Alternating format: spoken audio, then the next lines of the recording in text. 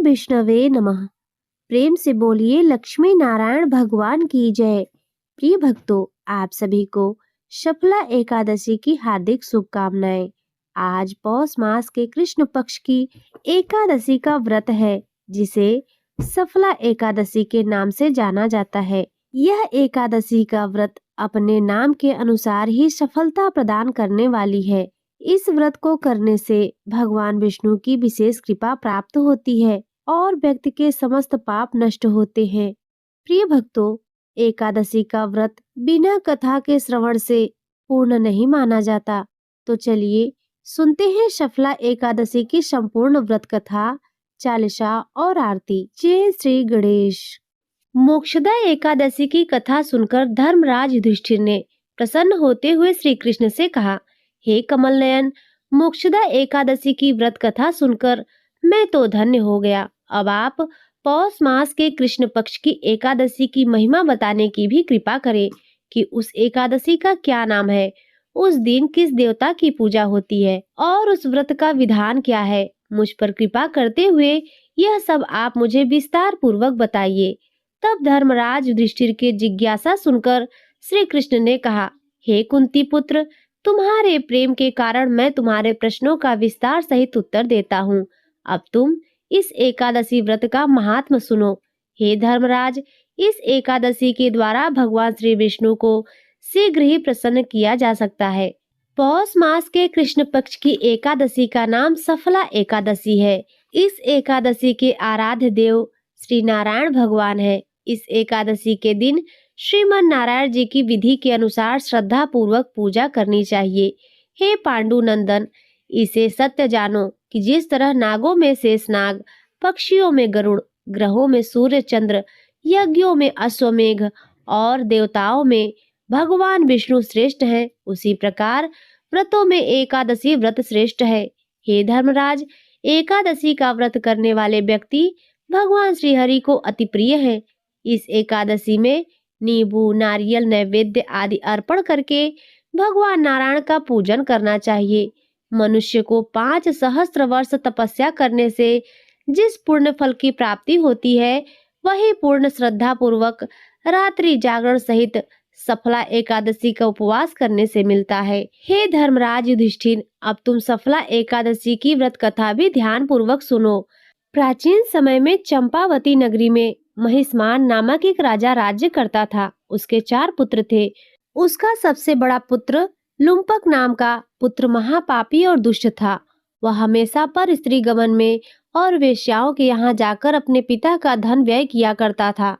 देवता, ब्राह्मण, वैष्णव आदि सुपात्र की निंदा करके वह अति प्रसन्न होता था। सारी प्रजा उसके कुकर्म से बहुत दुखी थी, परंतु युवराज होने के कारण सब चुपचाप उसके अत्याचारों को सहन करने को विवश थे और किसी में भी इतना साहस नहीं था कि कोई राजा से उसकी शिकायत करता। परंतु बुराई अधिक समय तक पर्दे में नहीं रहती। एक दिन राजा महिष्मान को लुम्पक के कुकर्म का पता चल ही गया। तब राजा अत्यधिक क्रोधित हुआ और उसने लुम्पक को अपने राज्य से निकाल दिया। पिता द्वारा त्यागा जाने पर लुम्पक को और सभी ने भी त्याग दिया। अब वह सोचने लगा कि मैं क्या करूं, कहां जाऊं। अंत में उसने रात्रि को पिता के ही राज्य में चोरी करने की ठानी। वह दिन में राज्य से बाहर रहने लगा और रात्रि को अपने पिता की नगरी में जाकर चोरी और अन्य बुरे कर्म करने लगा। रात में वह जाकर नगर के निवासियों को मारता और कष्ट देता। वह निर्दोष पशु पक्षियों को मारकर उन्हें खा जाया करता था। किसी किसी रात जब वह नगर में चोरी आदि करके पकड़ा जाता तो राजा के डर से पहरेदार उसे छोड़ देते थे। कहते हैं कभी कभी अनजाने में भी प्राणी ईश्वर की कृपा का पात्र बन जाता है। ऐसा ही कुछ हुआ लुम्पक के साथ भी।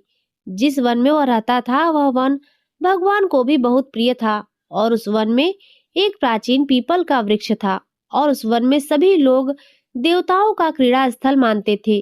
वन में उसी पीपल के वृक्ष के नीचे महापापी लुम्पक रहने लगा। कुछ दिनों बाद पौष मास के कृष्ण पक्ष की 10वीं तिथि के दिन वस्त्रहीन होने के कारण लुम्पक तेज ठंड से मूर्छित हो गया। ठंड के कारण फिर वह रात को सो ही नहीं सका और उसके हाथ पैर अकड़ गए। बड़ी मुश्किल से, बड़ी कठिनाई से वह रात बीती, किंतु सूर्य उदय होने पर भी उसकी मूर्छा नहीं टूटी और वह ज्यों का त्यों पड़ा रहा। सफला एकादशी की दोपहर तक वह पापी मूर्छित ही पड़ा रहा। जब सूर्य के तपने से उसे गर्मी मिली, तब दोपहर में कहीं उसे होश आया और वह अपने स्थान से उठकर किसी तरह चलते हुए वन में भोजन की खोज में भटकने लगा। उस दिन वह शिकार करने में असमर्थ था, इसीलिए पृथ्वी पर गिरे हुए फलों को लेकर पीपल के वृक्ष के नीचे गया। तब भगवान सूर्यदेव अस्ताचल को प्रस्थान कर गए थे, अर्थात सूर्यास्त हो चुका था। भूखा होने के बाद भी वह उन फलों को नहीं खा सका, क्योंकि कहा तो वह नित्य जीवों को मारकर उनका मांस खाया करता था, और आज कहाँ उसे खाने को यह फल मिले थे। उसे फल खाना बिल्कुल भी अच्छा नहीं लगा, इसीलिए उसने उन फलों को पीपल की जड़ के पास रख दिया और दुखी होकर बोला, हे ईश्वर, यह फल आप ही अर्पण करें, इन फलों से तो आप ही तृप्त होइए। ऐसा कहकर वह रोने लगा और रात को उसे नींद नहीं आई। वह सारी रात रोता रहा। इस प्रकार उस पापी से अनजाने में ही एकादशी का उपवास हो गया।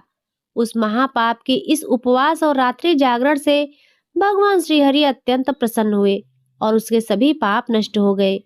सुबह होते ही एक दिव्य रथ अनेक सुंदर वस्तुओं से सजा हुआ आया और उसके सामने खड़ा हो गया। ठीक उसी समय आकाशवाणी हुई, हे युवराज, भगवान नारायण के प्रभाव से तेरे सभी पाप नष्ट हो गए हैं। अब तू अपने पिता के पास जाकर राज्य प्राप्त कर। और जब वह आकाशवाणी लुम्पक ने सुनी तो वह अत्यंत प्रसन्न होते हुए बोला, हे प्रभु, आपकी जय हो। ऐसा कहकर उसने सुंदर वस्त्र धारण किए और फिर अपने पिता के पास गया। पिता के पास पहुंचकर उसने सारी कथा पिता को सुनाई। पुत्र के मुख से सारा वृत्तांत सुनने के बाद पिता ने अपना सारा राज्य तुरंत ही पुत्र को सौंप दिया और स्वयं वन में चला गया। अब लुम्पक शास्त्रानुसार राज्य करने लगा। उसकी पत्नी, पुत्र आदि भी श्री विष्णु के परम भक्त बन गए। फिर वृद्धावस्था आने पर वह अपने पुत्र को राज्य सौंपकर भगवान का भजन करने के लिए वन में चला गया और अंत में परम पद को प्राप्त हुआ। भगवान श्री कृष्ण कथा समाप्त करते हुए धर्मराज युधिष्ठिर से कहते हैं, हे धर्मराज, जो मनुष्य श्रद्धा और भक्ति पूर्वक इस सफला एकादशी का उपवास करते हैं, उनके सभी पाप नष्ट हो जाते हैं और अंत में उन्हें मुक्ति प्राप्त होती है। हे युधिष्ठिर, जो मनुष्य इस सफला एकादशी के महात्म को नहीं समझते, उन्हें तो पूंछ और सिंगों से विहीन पशु ही समझना चाहिए। सफला एकादशी के महात्म को पढ़ने अथवा श्रवण करने से प्राणी को राजसूय यज्ञ के समान फल प्राप्त होता है। कथा का सार यह है कि यह सफला एकादशी की कथा हमें भगवान के अति कृपालु होने का भान कराती है। अगर कोई मनुष्य अज्ञानतावश अनजाने में ही प्रभु का स्मरण कर लेता है, तो भी उसे पूर्ण फल की ही प्राप्ति होती है। अगर मनुष्य निश्चल भाव से अपने पापों की क्षमा मांगे, तो भगवान उसके बड़े से बड़े पापों को भी क्षमा कर देते हैं। लुम्पक जैसा महापापी भी भगवान श्री हरि की कृपा से बैकुंठ का अधिकारी बना। सफला एकादशी की व्रत कथा समाप्त। तो प्रेम से बोलिए, लक्ष्मी नारायण भगवान की जय। तो एकादशी के दिन भगवान विष्णु के साथ साथ 11 माता की भी पूजा करनी चाहिए और उनकी कथा को भी श्रवण करना चाहिए, क्योंकि इस तिथि को हम सभी 11 एकादशी के नाम से भी जानते हैं। यह तिथि स्वयं 11 माता के नाम से प्रसिद्ध हुई। जो भी भक्त सच्चे मन से एकादशी का व्रत रखकर भगवान विष्णु और एकादशी माता की पूजा करते हैं, उनके सारे पाप नष्ट हो जाते हैं। अंत में उन्हें मोक्ष की प्राप्ति होती है। और जो लोग किसी कारणवश व्रत न भी रख पाए, तो उन्हें भी इस कथा को सच्चे मन से अवश्य ही सुनना चाहिए। पौराणिक कथा के अनुसार सतयुग के समय मूर नामक एक अत्यंत बलवान और भयानक दैत्य उत्पन्न हुआ। वह इतना प्रचंड था कि उसने अपनी शक्ति के बल पर देवराज इंद्र, आदित्य, वसु, वायु, अग्नि समेत सभी देवताओं को पराजित कर दिया और स्वर्ग से भगा दिया। जब चारों ओर मूर का आतंक फैल गया, तब देवराज इंद्र सहित सभी देवतागण अत्यंत दुखी और भयभीत होकर कैलाश पर्वत पर भगवान शिव की शरण में पहुंचे। देवतागण हाथ जोड़कर बोले, हे कैलाशपति, हे महादेव, मूर दैत्य के भय से हम सभी देवतागण मृत्यु लोक में छिपकर रह रहे हैं। हम पर बहुत भारी संकट आन पड़ा है। वह दैत्य अजय हो गया है। कृपया आप हमारी रक्षा कीजिए। देवताओं की यह व्यथा सुनकर भगवान शिव करुणा से भर उठे। उन्होंने कहा, हे देवताओं, आप दुखी न हो। तीनों लोकों के स्वामी, भक्तों के दुखों का नाश करने वाले भगवान श्री हरि विष्णु की शरण में जाओ, वही आपके दुखों को दूर कर सकते हैं। महादेव के वचन सुनकर सभी देवता क्षीर सागर की ओर गए। वहां उन्होंने भगवान विष्णु को शेषनाग पर शयन करते हुए देखा। सभी ने हाथ जोड़कर उनकी स्तुति प्रार्थना करनी शुरू कर दी। देवतागण बोले, हे देवताओं द्वारा स्तुति करने योग्य प्रभु, आपको बारंबार नमस्कार है। हे मधुसूदन, आपको हमारा नमस्कार है। आप ही देवताओं की रक्षा करने वाले हैं। कृपया आप हमारी रक्षा करें। दैत्यों से भयभीत होकर हम सब पर इस समय आपकी शरण में आए हैं। देवराज इंद्र सहित देवताओं के ऐसे वचन सुनकर भगवान विष्णु ने योग निद्रा से उठकर प्रेम पूर्वक पूछा, हे देवताओं, ऐसा कौन सा व्यक्ति है जिसने सभी देवताओं को पराजित कर दिया है? उसका नाम क्या है? उसमें कितना बल है और कहाँ निवास करता है? यह सब मुझे विस्तार से बताओ। तब देवराज इंद्र ने सारा वृत्तांत सुनाया। हे प्रभु, प्राचीन समय में नाड़ी जंघ नाम का एक राक्षस था। उसी का महापराक्रमी और लोक विख्यात पुत्र मूर हुआ है। उसकी चंद्रावती नाम की नगरी है। उसी ने स्वर्ग से सब देवताओं को निकालकर वहां अपना आधिपत्य जमा लिया है। प्रभु, उसने इंद्र, अग्नि, वरुण, यम, वायु सभी देवताओं को उनके अधिकार से वंचित कर दिया है। उस दैत्य का अत्याचार तो इतना बढ़ चुका है कि वह स्वयं ही सूर्य चंद्र बनकर प्रकाश करता है। वह स्वयं ही मेघ बनकर बैठा है और सबसे अजेय हो गया है।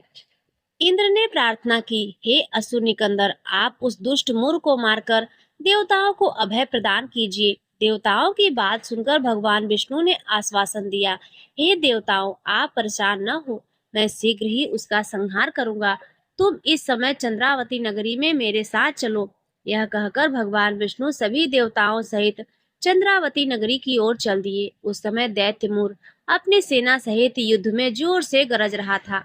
जब स्वयं भगवान विष्णु रणभूमि में आए तो दैत्य मूर भी अस्त्र शस्त्र लेकर उन पर दौड़ा। भगवान ने अपने तेज बाणों से बहुत सारे दैत्यों का संहार किया, लेकिन मूर अकेला ही शेष रहा और छल भाव से भगवान के साथ निर्भय होकर युद्ध करता रहा। मूर को मारने के लिए भगवान जो भी अस्त्र चलाते, वे सब उसके लिए पुष्प बाण बन जाते। दोनों के बीच यह भयंकर द्वंद्व युद्ध 10,000 वर्षों तक चलता रहा। इतने लंबे समय तक लगातार युद्ध करने से जब भगवान विष्णु थक गए, तब वे बद्रिका आश्रम की ओर चले गए। वहां उन्होंने सिंहावती नाम की एक गुफा में प्रवेश किया और विश्राम करने के लिए योग निद्रा में सो गए। वहां गुफा अत्यंत लंबी थी और उसका केवल एक ही द्वार था। भगवान को योग निद्रा की गोद में सोया देखकर दैत्य मूर भी उनके पीछे पीछे गुफा में आ गया। मूर ने सोचा, यह अच्छा मौका है, भगवान सो रहे हैं, क्यों न मैं उन्हें यहीं मार डालूं। मूर जैसे ही भगवान को मारने के लिए तैयार हुआ, तभी एक चमत्कार हुआ। भगवान विष्णु के शरीर से अत्यंत उज्जवल कांति वाली दिव्य और तेजस्विनी देवी प्रकट हुई। देवी ने जब अपने सामने मूर नामक दैत्य को युद्ध करने के लिए तत्पर देखा तो उन्होंने उसे युद्ध के लिए ललकारा। देवी और दैत्य मूर के बीच भयंकर युद्ध हुआ और देवी ने तत्काल मूर दैत्य को मौत के घाट उतार दिया। उधर भगवान विष्णु योग निद्रा की गोद से जागे तो उन्होंने मूर को मरा हुआ देखा। वे सारी बातें जान गए कि यह सब उनकी शक्ति का प्रभाव है। तब भगवान विष्णु ने उस परम शक्ति स्वरूपा देवी से कहा, हे देवी, आपने मेरे शरीर से एकादशी के दिन जन्म लिया है, अतः आप 11 माता के नाम से पूजित होंगी। आपके भक्त भी वही होंगे जो मेरे भक्त हैं। भगवान ने वरदान देते हुए कहा, 11 के दिन अर्थात एकादशी के दिन जो भी भक्त सच्चे मन से मेरी पूजा करने के साथ साथ आपकी भी पूजा करेगा, उसके घर में कभी भी धन की कमी नहीं होगी, उसके जीवन में अकल्याण नहीं होगा और हर आने वाले संकट से उसके परिवारजनों की रक्षा होगी। ऐसा कहकर भगवान विष्णु अंतर ध्यान हो गए। तो प्रेम से बोलिए भगवान विष्णु की जय, 11 माता की जय, एकादशी माता की जय। प्रिय भक्तों, अब आइए एकादशी की एक और कथा सुनते हैं। इस कथा को सुने बिना एकादशी का व्रत पूर्ण नहीं माना जाता। एक बार एक बूढ़ी माँ ने एकादशी का व्रत रखा। बड़ा ही भाव भक्ति से पूजा अर्चना की। उन्हें वृद्धावस्था में क्या बाधा थी, वह तो अपने पुत्र पौत्रों की सुख सुविधा के लिए व्रत किया करती थी। वे दिन भर तो जरा कठोर मन से करके प्यास को रोके रही और दिन में ब्राह्मणों को मिट्टी के पात्र में भरकर पानी और ऋतु फल दान किए। दोने भर भर के चीनी और दही वितरण किया। उन्हें गर्मी के कारण बहुत बेचैनी हो रही थी, इसी कारण वे बहुत देर तक पानी में पड़ी रहीं, मुंह धोती रहीं। तब कहीं थोड़ा बहुत धैर्य बंध पाया। धूप तो तेज पड़ ही रही थी, इस कारण बार बार मुंह सूख रहा था। बहुत बेचैनी हो रही थी, एक तो बुढ़ापा और दूसरा यह भयंकर गर्मी। वृद्धावस्था की स्थिति तो कुछ दूसरे ही प्रकार की होती है। जैसे तैसे रो धो करके दिन कट पाया। अब पहाड़ सी रात सामने थी। उनका कटना बड़ा कठिन दिखाई दे रहा था। खटिया पर पड़े पड़े शांति नहीं मिल रही थी। वे बार बार करवट बदल रही थी। अनेक बार वे बाहर जाती और भीतर आती। उन्हें घर के अंदर शांति नहीं थी। वे खटिया पर पड़ी पड़ी एकादशी माता का स्मरण करती रही। वे कहती रही कि हे माता जी, आप मेरी लाज रखिएगा, आप ही मुझे शांति दे दीजिएगा, जिससे मैं यह व्रत कर सकूं और यह पहाड़ सी रात शांति पूर्वक व्यतीत हो सके। प्यास के कारण बूढ़ी माँ की बेचैनी तो बढ़ ही रही थी। उन्होंने धैर्य रखने का बहुत प्रयास किया, किंतु सहनशीलता की सीमा टूट गई और वे घबराकर एकदम से चिल्ला उठी। बोली कि बचाओ बचाओ। अम्मा का चिल्लाना सुनकर परिवार भर के नर नारी, बच्चे और पड़ोसी एकत्रित होकर बूढ़ी अम्मा के खटिया के समीप पहुंच गए। सबने पूछा, अम्मा आपको क्या हुआ? आप क्यों चिल्ला रही हैं?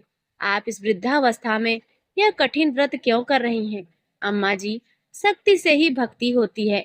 थोड़ी ही देर में वे फिर से बोली, अरे मेरे प्राण निकले जा रहे हैं। मेरी छाती पर ठंडे पानी का घड़ा रखो।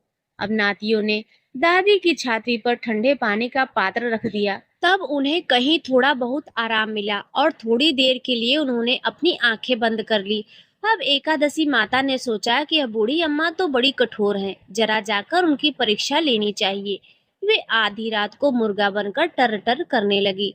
मुर्गे की आवाज सुनकर दादी जल्दी से उठी और बाहर जाकर आसमान की ओर देखा, किंतु आसमान में कहीं उन्हें प्रातःकालीन तारा नजर नहीं आया। वे सोचने लगी, यह मुर्गा क्यों और कैसे बोल गया? उन्हें प्यास तो लग ही रही थी। थोड़ा बहुत उनका मन भी विचलित हो गया था। अंत में उन्होंने दृढ़ निश्चय कर लिया कि मैं अब व्रत पूर्ण करके ही छोड़ूंगी, चाहे भले ही मेरे प्राण क्यों ना निकल जाएं। यह सोचकर फिर वे खटिया पर शिथिल होकर लेट गई। थोड़ी देर में एकादशी माता ने उनकी फिर से परीक्षा लेनी चाहिए। एक छोटी सी बालिका एक गिलास में शरबत लेकर उनके सिरहाने आकर खड़ी हो गई और जोर से बोली, दादी जी, सवेरा हो गया है, आप हाथ मुंह धोकर शरबत पी लीजिए। पहले तो शरबत का गिलास देखकर उनका मन मचल उठा, किंतु अचानक व्रत का स्मरण हो आया। उन्होंने सोचा, मैं किसी भी प्रकार से अभी शरबत नहीं पी सकती हूँ। वे शांति पूर्वक अपनी खटिया पर लेट गई। फिर थोड़ी ही देर में उन्हें ऐसा लगा जैसे किसी ने उन्हें पानी के कुएं में पलट दिया हो। वे बड़ी देर तक हाथ पैर चलाती रही, किंतु उन्होंने अपने मुंह में एक बूंद भी पानी जाने नहीं दिया। वे दृढ़ता पूर्वक अपने व्रत का पालन करती रही। थोड़ी ही देर में न जाने कहां से सामने आग जलने लगी, जिससे भारी गर्मी बढ़ने लगी। प्यास के कारण प्राण निकलने लगे, किंतु बूढ़ी अम्मा का कुछ भी नहीं बिगड़ पाया। वे जहां की तहां मुस्कुराते हुए बैठी रही। थोड़ी ही देर में बाहर प्रकाश दिखाई देने लगा।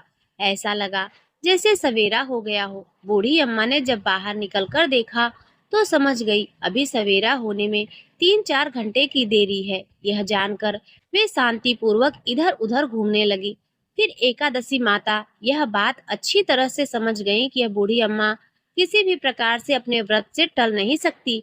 वे उनके अत्यंत सत्य व्रत को अच्छी तरह से समझ गई। अब सवेरा होते ही बूढ़ी माता ने स्नान किया, भगवान का पूजा पाठ किया, एकादशी की कथा सुनी, ब्राह्मणों को दक्षिणा देकर भोजन कराया। तब कहीं उन्होंने व्रत का पारण करके जल ग्रहण किया। कन्याओं को भोजन कराने के बाद अम्मा ने स्वयं भोजन किया। उस श्रेष्ठ व्रत के प्रभाव से बूढ़ी अम्मा की आयु में वृद्धि हो गई। उनका घर परिवार हरा भरा हो गया। अब उनको कोई अभाव न रहा। वे हर तरह से सुख साधनों से संपन्न हो गई। नाती नातिन से उनका घर भर गया और वे उसी दिन से 12 महीने की एकादशी का व्रत करने लगी। एकादशी का व्रत करने के प्रताप से इस संसार में हर प्रकार के सुख भोग कर अंत में वह बैकुंठ धाम को चली गई। जैसे एकादशी माता ने बूढ़ी माता और उनके परिवार को हरा भरा किया, ऐसे ही एकादशी माता हम सभी की मनोकामनाओं को पूर्ण करे। बोलिए श्री लक्ष्मी नारायण भगवान की जय। पौराणिक कथा के अनुसार राजा अम्बरीश भगवान विष्णु के परम भक्त इक्ष्वाकु वंश के परमवीर राजा थे। वह भागीरथ के प्रपौत्र थे। वे हर एकादशी का व्रत किया करते थे। एकादशी के बाद जब द्वादशी आती थी तो वे उस दिन अपने हाथों से भगवान विष्णु को भोग लगाने के लिए चक्की में गेहूं को स्वयं पीसा करते थे। जब उन्हें पीसते पीसते थकान आ जाती तो भगवान विष्णु राजा को अपने पीताम्बर से हवा दिया करते थे। राजा अम्बरीश अपने हाथों से पूरा भोजन तैयार करते और भगवान को भोग लगाते। तत्पश्चात स्वयं भोजन ग्रहण करके पारण की विधि पूर्ण करते। राजा अम्बरीश ने एक बार अपनी पत्नी के साथ श्री कृष्ण जी को प्रसन्न करने के लिए वर्ष की सभी एकादशियों के व्रत का नियम किया। वर्ष पूरा होने पर पारण के दिन उन्होंने धूमधाम से भगवान की पूजा की, ब्राह्मणों को गोदान दिया। यह सब करके जब वे पारण करने जा रहे थे तभी महर्षि दुर्वासा शिष्यों सहित पधारे। राजा ने उनका आदर सत्कार किया और उनसे भोजन करने की इच्छा व्यक्त की। दुर्वासा जी ने राजा की प्रार्थना स्वीकार कर ली और स्नान करने यमुना तट पर चले गए। द्वादशी में केवल एक घड़ी शेष थी। द्वादशी केवल कुछ क्षणों के लिए थी, तो राजा को जल्दी से जल्दी पारण करना था। द्वादशी में पारण न करने से व्रत भंग होता है। उधर दुर्वासा जी कब आएंगे यह पता नहीं था। अतिथि से पहले भोजन करना अनुचित था। ब्राह्मणों से विचार विमर्श करके राजा ने भगवान के चरण धोकर उसके जल को ही ग्रहण कर लिया और इसी की प्रतीक्षा करने लगे। महर्षि दुर्वासा ने स्नान करके लौटते ही तपोबल से राजा के पारण करने की बात जान ली। वे अत्यधिक क्रोधित हुए। ये मेरे भोजन के पहले इसने क्यों पारण कर लिया?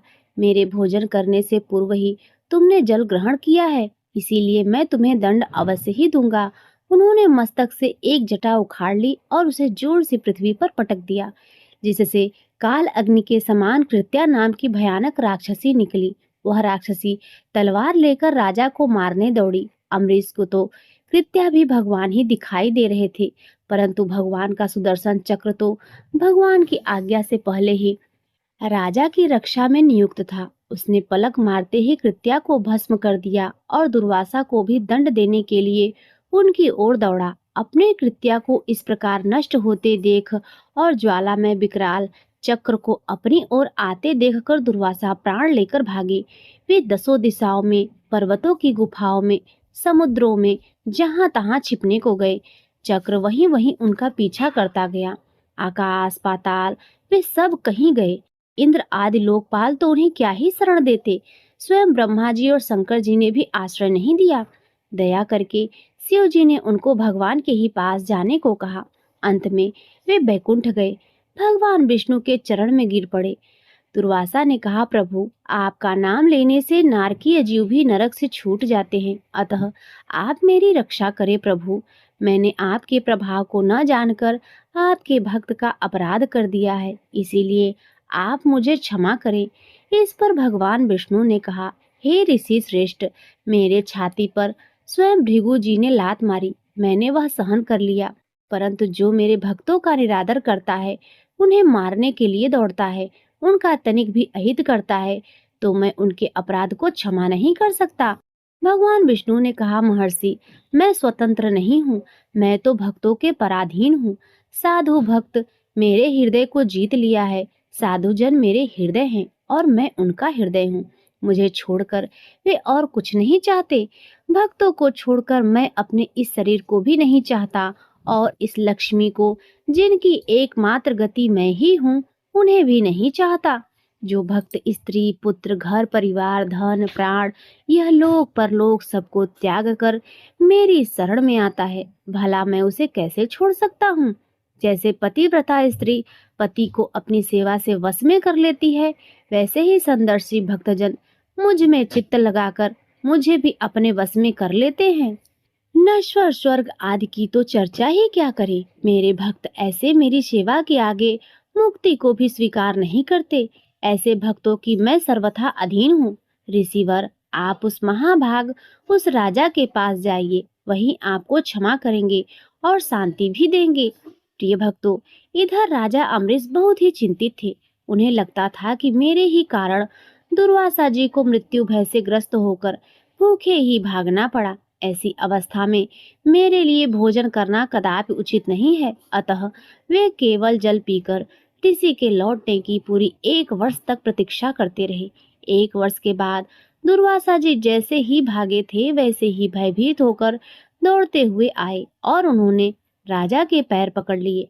ब्राह्मण के द्वारा पैर पकड़े जाने से राजा को बड़ा ही संकोच हुआ। उन्होंने स्तुति करके सुदर्शन को शांत किया। महर्षि दुर्वासा मृत्यु के भय से छूटे। सुदर्शन का अत्यंत ताप जो उन्हें जला रहा था शांत हुआ और दुर्वासा ऋषि प्रसन्न होकर कहने लगे, आज मैंने भगवान के दासों का महत्व देखा। राजन, मैंने तुम्हारा इतना बड़ा अपराध किया था, पर तुम मेरा कल्याण ही चाहते हो। जिन प्रभु का नाम लेने से जीव समस्त पापों से छूट जाता है, उन तीर्थपाद श्री हरि के भक्तों के लिए कुछ भी कार्य शेष नहीं रह जाता। राजन, तुम बड़े दयालु हो। मेरा अपराध न देखकर तुमने मेरे प्राणों की रक्षा की है। प्रिय भक्तों, राजा अम्बरीश के मन में ऋषि के वाक्यों से कोई अभिमान नहीं आया। उन्होंने उनको भगवान की कृपा समझा। महर्षि के चरणों में प्रणाम करके बड़े आदर से राजा ने उन्हें भोजन कराया। उनके भोजन करके चले जाने पर 1 वर्ष पश्चात उन्होंने वह पवित्र अन्न प्रसाद के रूप में लिया। बहुत काल तक परमात्मा में मन लगाकर राजा पालन करने के पश्चात राजा अम्बरीश ने अपने पुत्र को राज्य सौंप दिया और भगवान वासुदेव में मन लगाकर वन में चले गए। वह भजन तथा तप करते हुए उन्होंने भगवान को प्राप्त किया और अंतिम समय में विष्णु धाम को गए। जो भक्त एकादशी का व्रत करते हैं वे द्वादशी के दिन इस पारण कथा को अवश्य सुनते हैं। उनका सर्वथा उद्धार होता है। एक बार प्रेम से बोलिए, ओम नमो भगवते वासुदेवाय नमः। प्रिय भक्तों, अब आइए सुनते हैं तुलसी माता की कथा। एक बार एक गांव में एक बुजुर्ग महिला रहा करती थी। वह बहुत ही पूजा पाठ किया करती थी। वह रोज तुलसी माँ की पूजा करती और वह बुजुर्ग महिला रोज तुलसी माता से कहती, तुलसी माँ, तुम मुझे बहू दो, पीताम्बर की धोती दो, मीठा मीठा घास दो, बैकुंठ में वास दो, चटक की चाल दो, पटक की मौत दो, चंदन का काठ दो, रानी सा साज दो, दाल भात का भोजन दो, 11 की मौत दो और कृष्ण जी का कंधा दो। वह बुजुर्ग मैया हर महीने तुलसी माता की रोज पूजा किया करती, उनके बिरवे को सींचती। तुलसी माता बुजुर्ग महिला की बात सुनकर धीरे धीरे सूखने लगी। प्रिय भक्तों, तभी भगवान श्री कृष्ण जी ने देखा कि तुलसी माता सूख रही हैं और तभी एक दिन भगवान श्री कृष्ण तुलसी माता जी के पास प्रकट हुए और भगवान श्री कृष्ण जी ने तुलसी माता से पूछा, हे तुलसी, तुम क्यों सूख रही हो? सभी महिलाएं तुम्हारी पूजा करती हैं और तुमको रोज सींचती हैं, लेकिन फिर भी तुम सूखती जा रही हो, इसका क्या कारण है? जिसके बाद तुलसी माता ने भगवान श्री कृष्ण से कहा, हे प्रभु, एक बुजुर्ग महिला मेरे पास रोज आती है और रोज एक ही बात बोलती है, हे तुलसी माता सबकी दाता, मैं तेरा बिरवा सींचती हूँ, तू मुझे बहू दे, पीताम्बर की धोती दे, मीठा मीठा घास दे, बैकुंठ में वास दे, चटक की चाल दे, पटक की मौत दे, चंदन सा काठ दे, रानी सा साज दे, दाल भात का भोजन दे, 11 की मौत दे और श्री कृष्ण जी का कंधा दे। मैं उस बुजुर्ग महिला की सारी मनोकामनाएं पूरी कर सकती हूँ प्रभु, किंतु एक मनोकामना मैं पूरी नहीं कर सकती। मैं श्री कृष्ण जी का कंधा कहाँ से दूंगी प्रभु? भगवान श्री कृष्ण जी तुलसी माता की बात को सुनकर जोर जोर से हंसने लगे और फिर भगवान श्री कृष्ण जी ने तुलसी माता से कहा, तुम चिंता मत करो, जब उस बुजुर्ग महिला की मृत्यु होगी तब मौके पर मैं वहां पहुंचकर कंधा दे दूंगा। आज सुबह जब वह पूजा करने आए तब कह देना कि सब कुछ तुम्हें मिल जाएगा। कुछ ही दिनों बाद वह वृद्ध महिला ठोकर खाकर रास्ते में गिरकर मर गई। पूरे गांव के सभी लोग आए। उस महिला को सभी लोग धर्मात्मा मानते थे। उनको तुलसी जी की डोगरी कहते थे। उनके परिवार में कोई भी नहीं था, इसीलिए गांव वालों ने ही उनके अंतिम संस्कार की योजना बनाई और उसे नहला धुलाकर अर्थी पर बैठाने के लिए उसे उठाने लगे तो उसका मृत शरीर इतना भारी हो गया था कि उसे कोई उठा ही नहीं पाया।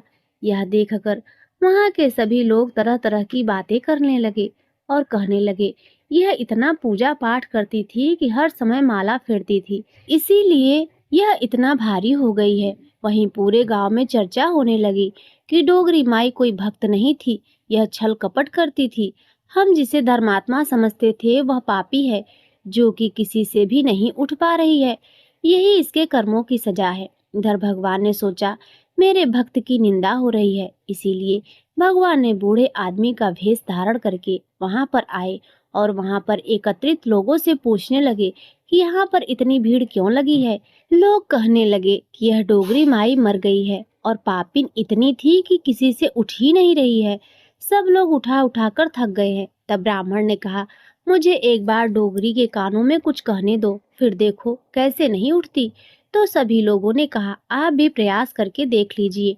तब भगवान ने उस वृद्ध महिला के कानों में कहा, हे बुढ़िया माई, देखो मैं आ गया, तू बिरवा सींच, मैं करूँ तेरा निस्तार।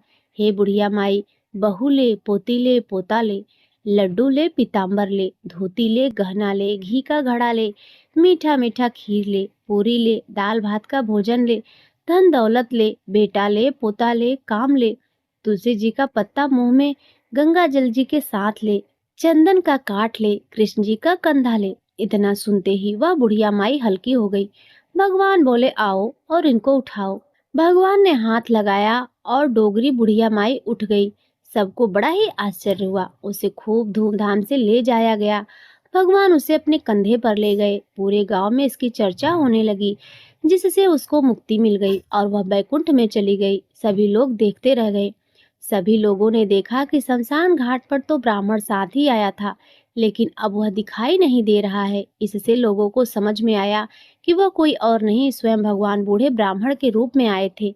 तो प्रेम से बोलिए, राधा कृष्ण भगवान की जय, तुलसी सालिक राम भगवान की जय। प्रिय भक्तों, अब आइए तुलसी माता की एक और कथा सुनते हैं।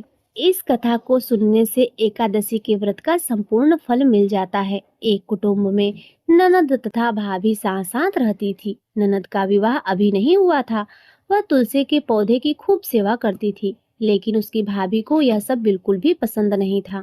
जब कभी उसकी भाभी को अत्यधिक क्रोध आता तब वह उसे ताना देते हुए कहती, जब तुम्हारा विवाह होगा तो मैं तुलसी ही बारातियों को खाने को दूंगी, तुम्हारे दहेज में भी तुलसी दूंगी। कुछ समय बीत जाने पर ननद का विवाह पक्का हुआ। विवाह के दिन भाभी ने अपने कहे अनुसार बारातियों के सामने तुलसी का गमला फोड़ दिया और खाने के लिए कहा।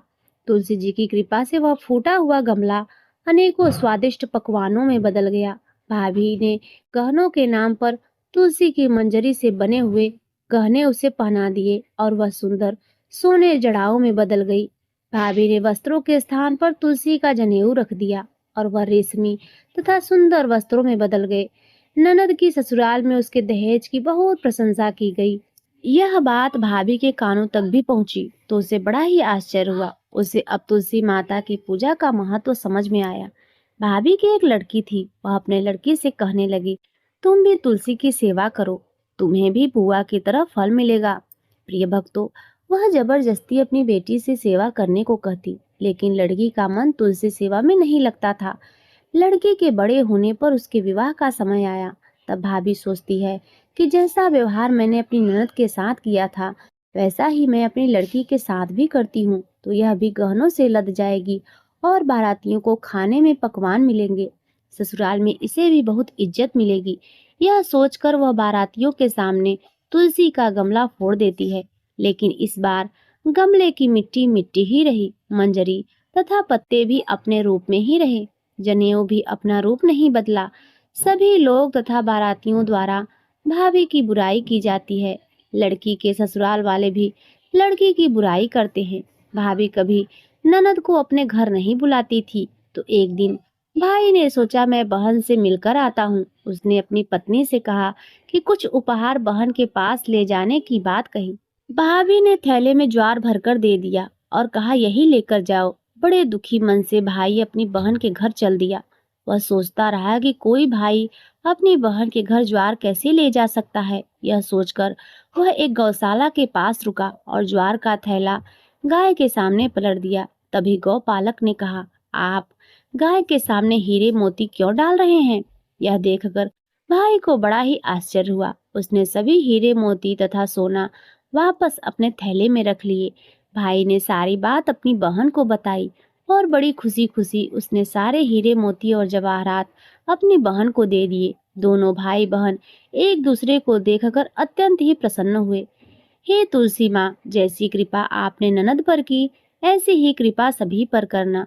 बोलिए श्री तुलसी शालिक राम भगवान की जय। बोलिए श्री लक्ष्मी नारायण भगवान की जय। प्रिय भक्तों, अब आइए तुलसी माता की एक और दुर्लभ कथा सुनते हैं। एक बार देवर्षि नारद के मन में आया कि भगवान के पास तो बहुत महल है, एक आध हमको भी दे दे तो यहीं आराम से टिक जाएंगे, नहीं तो इधर उधर घूमते रहना पड़ता है। भगवान के द्वारका में बहुत महल थे। नारद जी ने भगवान से कहा, भगवान आपके पास तो बहुत महल है, एक हमको भी दे दो तो हम भी आराम से रहें। आपके यहाँ खाने पीने का इंतजाम भी अच्छा है। भगवान ने सोचा, यह मेरा भक्त है, विरक्त सन्यासी है, अगर यहीं कहीं राजसी ठाट बाट में रहने लगा तो थोड़े ही दिन में इनकी सारी विरक्ति भक्ति निकल जाएगी। अगर हम सीधा न कहेंगे तो यह बुरा मान जाएंगे, लड़ाई झगड़ा करेंगे। इतने महल है और एक महल नहीं दे रहे हैं। भगवान ने चतुराई से काम लिया। नारद जी ने कहा, जाकर देख ले, जिस मकान में जगह खाली मिले वहीं आप रह लीजिए। नारद जी वहां से चले। जब सब जगह नारद जी घूम आए लेकिन कहीं भी एक कमरा खाली नहीं मिला, सब भरे हुए थे। आकर भगवान से कहा, हे भगवान, वहां कोई जगह खाली नहीं मिली। भगवान ने कहा, फिर मैं क्या करूं, होता तो आपको दे देता। नारद जी के मन में आया, यह तो भगवान मेरे साथ धोखाधड़ी कर रहे हैं, नहीं तो कुछ न कुछ अपने किसी को इधर उधर करके दूसरे कमरे में भेजकर एक कमरा तो दे ही दे सकते थे। इन्होंने मेरे साथ धोखा किया है तो मैं भी इन्हें मजा चखाकर छोड़ूंगा। प्रिय भक्तों, यह तो भगवान की लीला थी। नारद जी रुक्मणी जी के पास पहुंचे। रुक्मणी जी ने नारद जी की आव भगत की, बड़े प्रेम से आदर सम्मान किया। उन दिन भगवान सत्यभामा जी के यहाँ रहते थे। एक आध दिन बीता तो नारद जी ने उनको दान की कथा सुनाई। सुनाने वाले स्वयं नारद जी दान का महत्व सुनाने लगे। जिस चीज का दान करेंगे वही चीज आगे आपको मिलती है। जब नारद जी ने देखा कि यह बात रुक्मणी जी को जम गई है तो उन्होंने पूछा, आपको सबसे ज्यादा प्रेम किससे है? रुक्मणी जी ने कहा, यह भी कोई पूछने वाली बात है, मुझे भगवान श्री हरि से अत्यंत प्रेम है। कहने लगे, फिर आपकी यह इच्छा होगी कि अगले जन्म में वे आपको ही मिले। रुक्मणी जी बोली, इच्छा तो यही है। नारद जी ने कहा, अच्छा है, तो फिर दान कर दो, नहीं तो नहीं मिलेंगे। आपकी सौत भी बहुत हैं और उनमें से किसी ने पहले दान कर दिया तो उन्हें मिल जाएंगे। इसीलिए दूसरे के करने से पहले आप भगवान को हमें दान कर दें। रुक्मणी जी को बात जच गई। उन्होंने सोचा कि जन्म जन्म में भगवान मिलेंगे तो दान तो कर ही देना चाहिए। रुक्मणी से नारद जी ने संकल्प करा लिया। अब क्या था, नारद जी का काम बन गया। वह सीधे सत्यभामा जी के महल पहुंच गए और भगवान से कहा, हे भगवान, उठिए और चलिए मेरे साथ। भगवान ने कहा, कहाँ चलना है, क्या बात हुई? नारद जी ने कहा, आप कुछ नहीं, आपको मैंने दान में लिया है। आपने एक कोठरी भी मुझे नहीं दी तो मैं आपको ही सन्यासी बनाकर पेड़ के नीचे सुलाऊंगा। भगवान ने कहा, रुक्मणी ने दान दिया है तो ठीक है, वह पटरानी है, उससे मिल तो आइए। भगवान ने अपने सारे गांठे रेशम कपड़े सब खोलकर सत्यभामा जी को दे दिए और वल्क वस्त्र पहनकर भस्मी लगाकर और कमंडल लेकर वहां से चल दिए। उन्हें देखते ही रुक्मणी जी के होश उड़ गए। पूछा, क्या हुआ भगवान? भगवान ने कहा, पता नहीं, नारद कहते हैं कि आपने मुझे दान दे दिया है। रुक्मणी ने कहा, लेकिन वे कपड़े गहने कहाँ गए? उत्तम केसर को छोड़कर यह भस्मी क्यों लगा ली? भगवान ने कहा, जब दान दे दिया है तो मैं उनका हो गया, इसीलिए अब वे मुझे सन्यासी बनाएंगे। रुक्मणी जी ने कहा, मैंने इसलिए थोड़ी ही दिया था कि यह ले जाएं।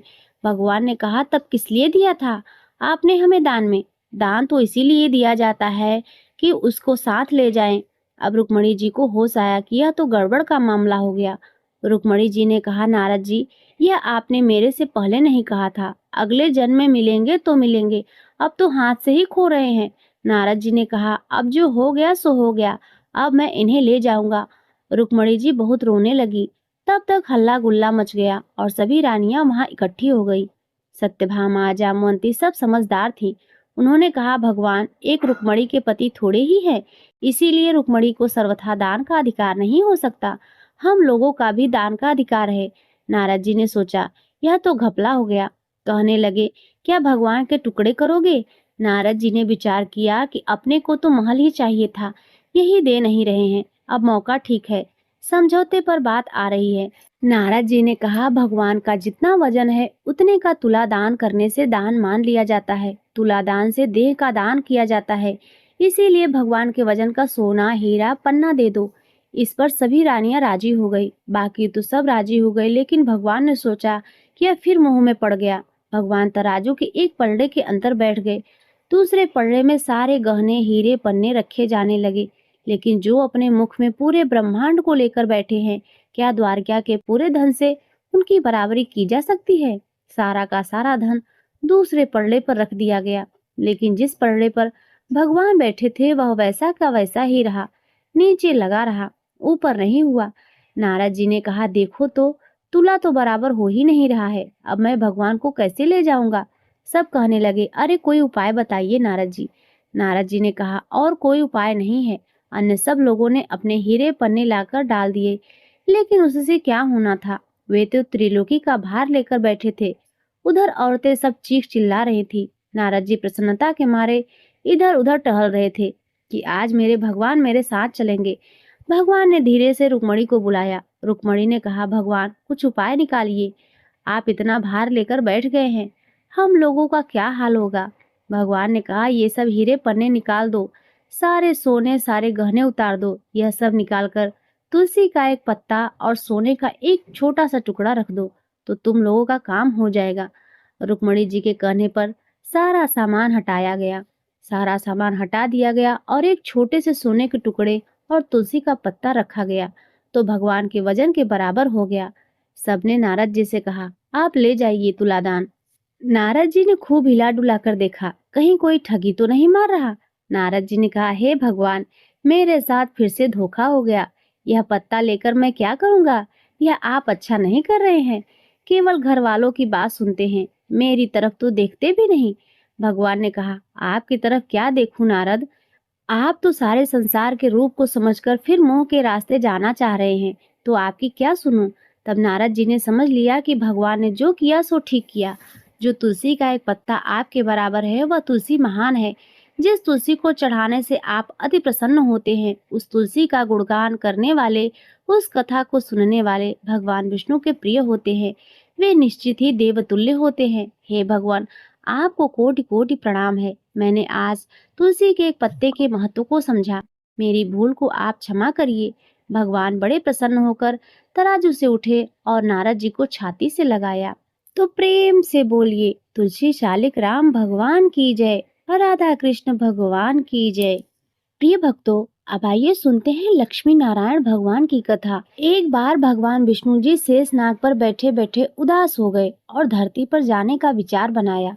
धरती पर जाने का मन बनाते ही विष्णु जी जाने की तैयारी में लग गए। अपने स्वामी को तैयार होता देखकर लक्ष्मी जी ने उनसे पूछा, हे स्वामी, आप कहाँ जाने की तैयारी में लगे हैं? जिसके उत्तर में विष्णु जी ने कहा, हे देवी, मैं धरती लोक पर घूमने जा रहा हूँ। यह सुनकर माता लक्ष्मी जी का भी मन धरती पर जाने का हुआ। उन्होंने श्रीहरि से इसकी आज्ञा मांगी। लक्ष्मी जी ने प्रार्थना करने पर भगवान जी बोले, आप मेरे साथ चल सकती हैं, लेकिन एक शर्त है। अगर आप धरती पर पहुंचकर उत्तर दिशा की ओर ना देखें, तभी मैं आपको अपने साथ लेकर जाऊंगा। यह सुनते ही माता लक्ष्मी जी तुरंत हाँ कर देती हैं और विष्णु जी के साथ धरती लोक पर जाने के लिए तैयार हो जाती हैं। माता लक्ष्मी जी और भगवान विष्णु जी सुबह सुबह धरती पर पहुंच गए। जब वे पहुंचे तब सूर्य देवता उदय ही हो रहे थे। कुछ दिनों पहले ही बरसात हुई थी, इसीलिए धरती पर चारों ओर हरियाली ही हरियाली थी। धरती बेहद ही सुंदर दिखाई दे रही थी। इसीलिए माँ लक्ष्मी जी मंत्रमुग्ध होकर धरती के चारों ओर देख रही थी। माँ लक्ष्मी जी भूल गई थी कि पति को क्या वचन देकर आई थी। अपनी नजर घुमाते ही उन्होंने सब उत्तर दिशा की ओर देखा। उन्हें पता ही नहीं चला। मन ही मन में मुग्ध हुई माता लक्ष्मी जी ने जब उत्तर की ओर देखा तो उन्हें एक सुंदर बगीचा नजर आया। उस ओर से भीनी भीनी खुशबू आ रही थी। बगीचे में बहुत ही सुंदर सुंदर फूल खिले हुए थे। फूलों को देखते ही माँ लक्ष्मी बिना सोचे समझे उस खेत में चली गई और एक सुंदर सा फूल तोड़कर लाई। फूल तोड़ने के बाद जैसे ही माँ लक्ष्मी जी ने भगवान विष्णु के पास वापस लौट आई, तब भगवान विष्णु जी की आंखों में आंसू भरे थे। माँ लक्ष्मी जी के हाथ में फूल देखकर विष्णु जी बोले, कभी भी किसी से बिना पूछे उसका कुछ भी नहीं लेना चाहिए और साथ ही माँ लक्ष्मी जी को विष्णु जी को दिया हुआ वचन भी याद दिलाया। माँ लक्ष्मी जी को जब अपनी भूल का आभास हुआ तो उन्होंने भगवान के सामने इस भूल की क्षमा मांगी। विष्णु जी ने कहा कि आपने जो भूल की है उसकी सजा तो आपको अवश्य मिलेगी। जिस माली के खेत से आपने बिना पूछे फूल तोड़ा है यह एक प्रकार की चोरी है, इसीलिए अब आप 3 वर्षों तक माली के घर नौकर बनकर रहो। उसके बाद मैं आपको बैकुंठ में वापस बुलाऊंगा। भगवान विष्णु जी का आदेश मानकर माता लक्ष्मी जी चुपचाप सर झुकाकर मान स्वीकार किया। जिसके बाद माँ लक्ष्मी जी ने एक गरीब औरत का रूप धारण किया और उस खेत के मालिक के घर गई। माधव नाम के उस मालिक का एक झोपड़ा था जहाँ माधव पत्नी को, दोनों बेटों और 3 बेटियों के साथ रहता था। माता लक्ष्मी जी एक साधारण औरत बनकर माधव के झोपड़े पर पधारी तो माधव ने पूछा कि बहन आप कौन हैं?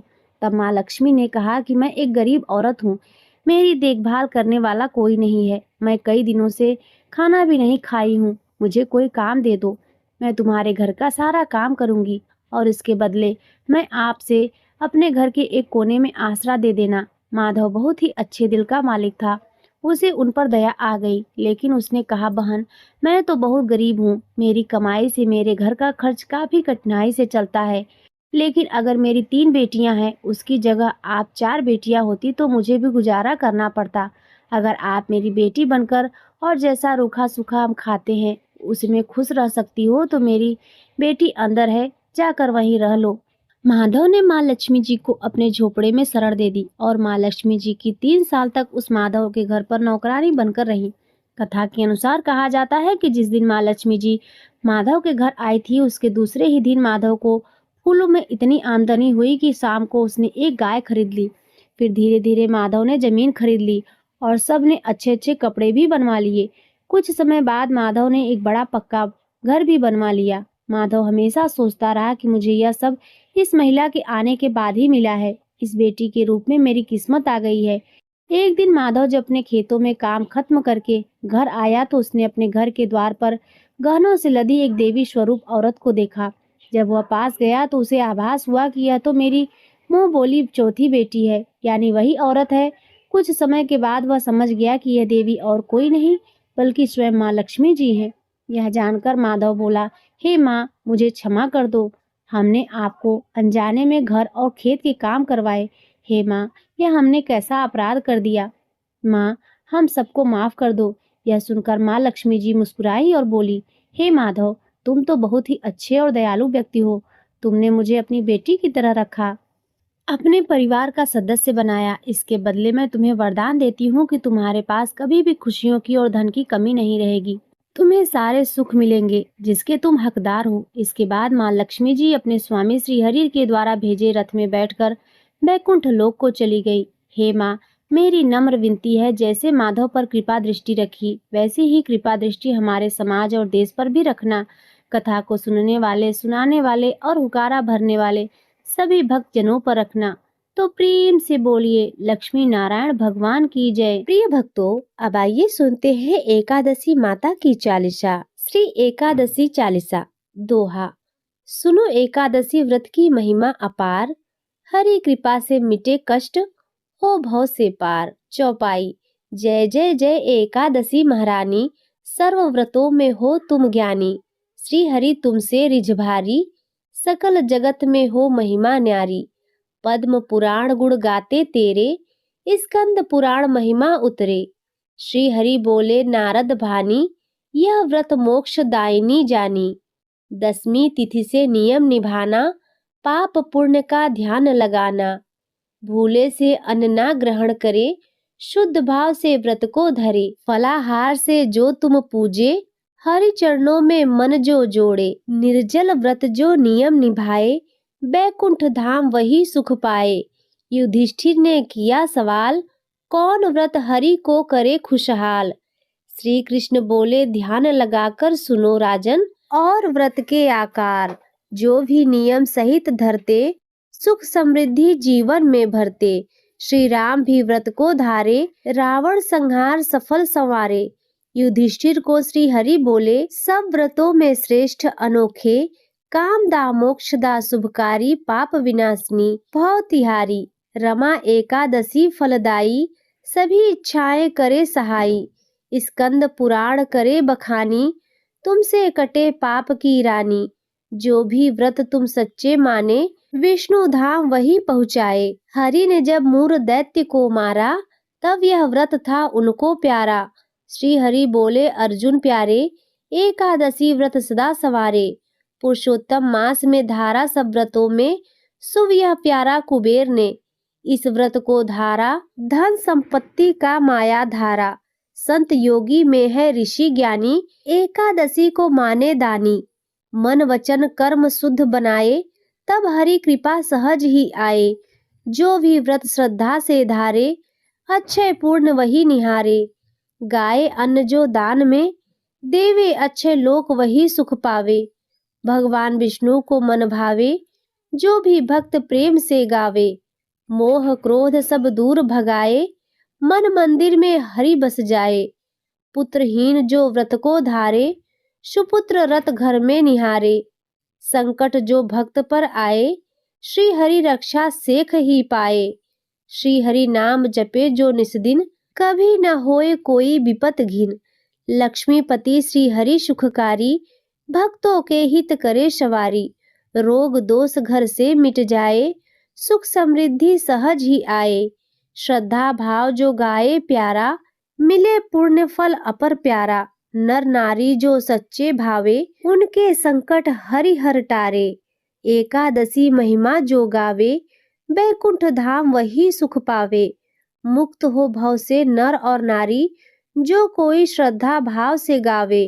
सभी मनोरथ फल वे पावे जो भी पढ़े यह है चालीसा। हरि कृपा से मिले श्रुप प्रतासा। एकादशी व्रत जो अपनाए सकल मनोरथ सिद्ध हो जाए। श्रद्धा से जो व्रत को धारे श्री हरि के चरणों में वह सुख पावे। इति श्री एकादशी चालीसा समाप्त। तो प्रेम से बोलिए एकादशी माता की जय, लक्ष्मी नारायण भगवान की जय।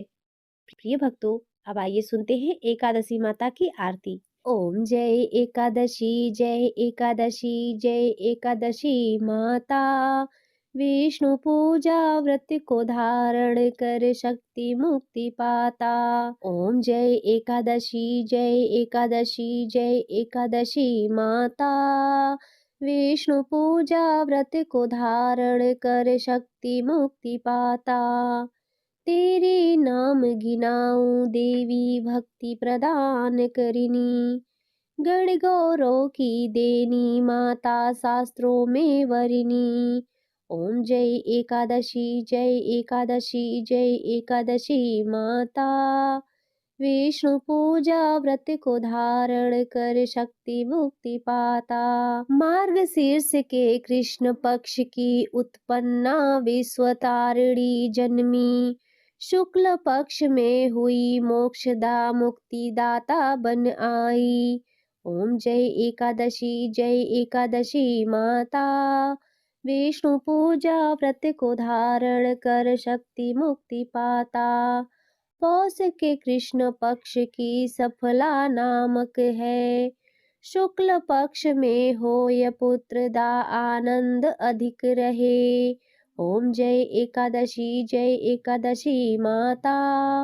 विष्णु पूजा व्रत को धारण कर शक्ति मुक्ति पाता। नाम षठ तिला माघ मास में कृष्ण पक्ष आवे। शुक्ल पक्ष में जया कहावे विजय सदा पावे। ओम जय एकादशी माता। विष्णु पूजा व्रत को धारण कर शक्ति मुक्ति पाता। विजया फागुन कृष्ण पक्ष में शुक्ला आमल की। पाप मोचिनी कृष्ण पक्ष में चैत्र महाबल की। ओम जय एकादशी माता। विष्णु पूजा व्रत को धारण कर शक्ति मुक्ति पाता। चैत्र शुक्ल में नाम कामदा धन देने वाली। नाम बरूथिनी कृष्ण पक्ष में बैसाख माह वाली। ओम जय एकादशी जय एकादशी जय एकादशी माता। विष्णु पूजा व्रत को धारण कर शक्ति मुक्ति पाता। शुक्ल पक्ष में होय मोहिनी अपरा ज्येष्ठ कृष्ण पक्षी। नाम निर्जला सब सुख करनी शुक्ल पक्ष रखी। ओम जय एकादशी जय एकादशी जय एकादशी माता। विष्णु पूजा व्रत को धारण कर शक्ति मुक्ति पाता।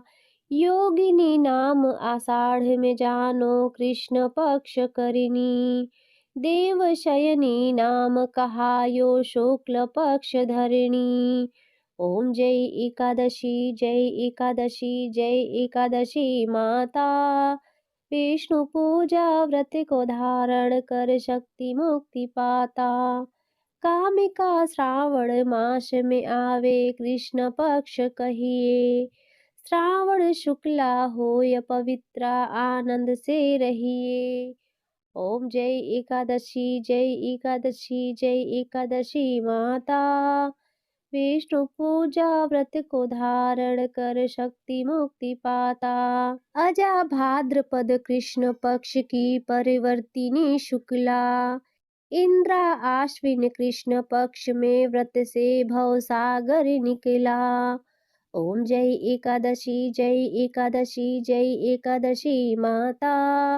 विष्णु पूजा व्रत को धारण कर शक्ति मुक्ति पाता। पापा कुंसा है शुक्ल पक्ष में आप हननहारी। रमा मास कार्तिक में आवे सुखदायक भारी। ओम जय एकादशी जय एकादशी जय एकादशी माता। विष्णु पूजा व्रत को धारण कर शक्ति मुक्ति पाता। देवोत्थानी शुक्ल पक्ष की दुख नाशक मैया। पावन मास में करो विनती पार करो नैया। ओम जय एकादशी जय एकादशी जय एकादशी माता। विष्णु पूजा व्रत को धारण कर शक्ति मुक्ति पाता। परमा कृष्ण पक्ष में होती जन मंगल करिनी। शुक्ल मास में होई पद्मिनी दुख दारिद्र हरिणी। ओम जय एकादशी जय एकादशी जय एकादशी माता। विष्णु पूजा व्रत को धारण कर शक्ति मुक्ति पाता।